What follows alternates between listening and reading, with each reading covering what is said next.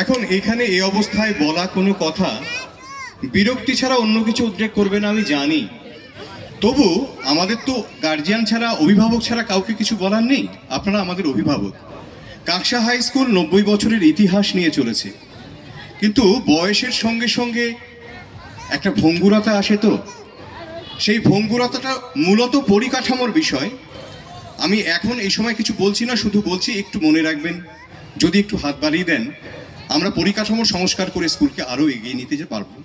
এবং সেখানটায় আমার হয়ে, স্কুলের হয়ে এবং অবশ্যই নিজের হয়ে স্কুলের প্রেসিডেন্ট দেবদাস বক্সী নিশ্চয়ই দাবি রাখবেন বলে আমার বিশ্বাস। প্লিজ।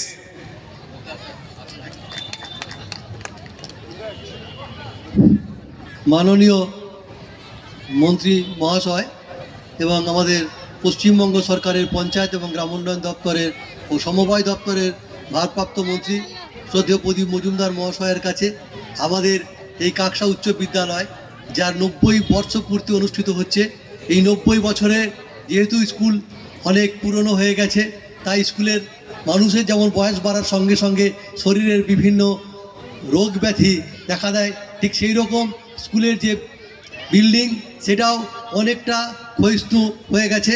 তাই আমরা আশা করব, তার কাছে আমরা দাবি জানাবো যে তিনি অনেক উন্নয়নমূলক কাজের সঙ্গে যুক্ত। এই এলাকায় অনেক উন্নয়নমূলক কাজ তার হাত দিয়ে হয়েছে।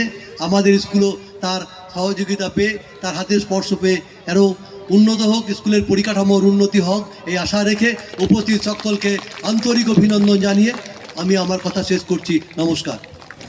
অনেক অনেক ধন্যবাদ। মাননীয় শ্রী প্রদীপ মজুমদার মহোদয়ের হাতের পরশে, তার আশীর্বাদে ধন্য হয়ে আগামী শতবর্ষের দিকে এগিয়ে যাবে কাকসা উচ্চ বিদ্যালয়। মাননীয় শ্রী সুভাষ মণ্ডল, SBI